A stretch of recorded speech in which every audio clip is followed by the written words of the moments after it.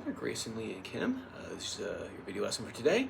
3 things I want to talk about. I'll go down the list. If you have questions at the end or want me to look at anything, feel free to shoot that on over and I will do my best to answer. Let's get to it. So first thing with the fermentons is I was going through my notes here and kind of checking out kind of what we've been doing with that tune. And I've kind of come across, actually, as looking at the notes, one thing that's holding us back from getting this one down, because we've had it for, let's see here, we've had it since May, and I mean, obviously these pieces, you know, they all have some sort of challenge, so none of them are easy at all. These are quite challenging tunes, especially for young people.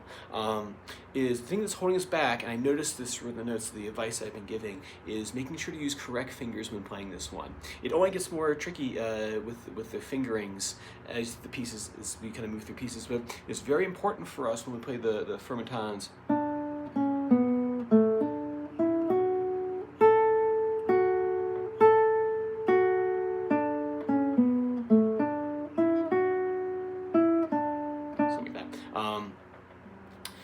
Is making sure that we use all the correct fingerings, which is the D scale. And funny enough, the area that I gave you guys on Tuesday to work on is the descending D scale. If you listen to this melody and watch the melody, it's the D scale, D, C sharp, B, A. The first part is the descending D scale. Just play with rhythm.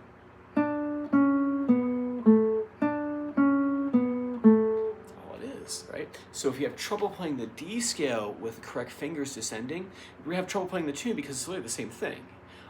So I want you to practice this week doing that descending. Do descending first time. Right? You only have to go to that A right there. That's about as low as this tune goes. And what I want you to practice is making sure you play with every finger on the correct note, or on every note using the correct finger.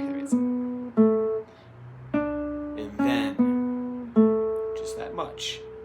So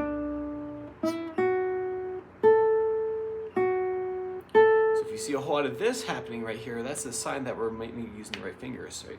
So review the D scale fingering and then no open strings with this one. This one is very tempting to do this. Is that the correct tune? Absolutely, that is the right note. If you're just listening from afar, you go, oh, he's playing the right thing because it sounds like the tune. But in reality, though, we're not getting the teaching point. The teaching point is teaching you how to play with the ring finger right there. Can I play this? Can I play the open E right there? Absolutely. But the teaching point is making sure we use that pinky right there for the high E. That way when we come across it in the book 2 tunes, we'll be able to do it. Work on that for me. And then next is the Bach Tons Prep, the next tune. And the first part of it, we did the Miami last time. I think we did the right hand pattern. It was M, I, A, M, I was what we did last time. So let's review that real quick. So you're going to do M, I, which I have these colored, so you can see which one I'm hitting. So M, I on the second string. So M, I on the B string. Then A, M, I, M, I, A, M, I. Continue to review that. The next piece of this puzzle is the left hand.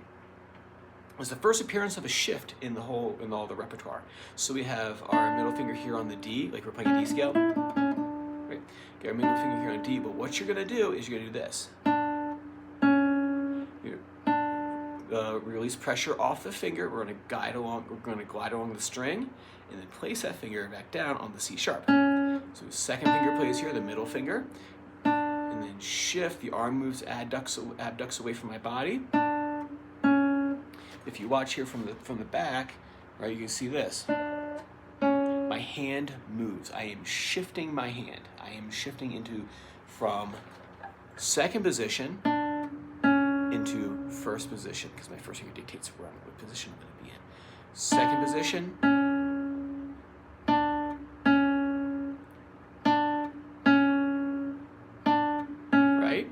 And then once we get that, this is for next time. The next thing you'll do is, right, that'll be the next step, is adding the M, I, A, M, I, and we'll just add that one note there, and we should be good to go. All right, practice that for me. Also, too, listen to the Bach tones. Start getting that tune in your ear, because once we solve this conundrum, this issue with the using the correct fingers for the firm and tons, then doing we'll start work on the Bach tones. So we start listening to the Bach tones now, so we get that tune in our ear.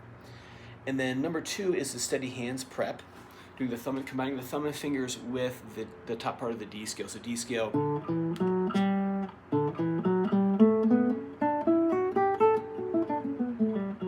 Right. We have the top part of the D scale, the note here. And what you're going to do is.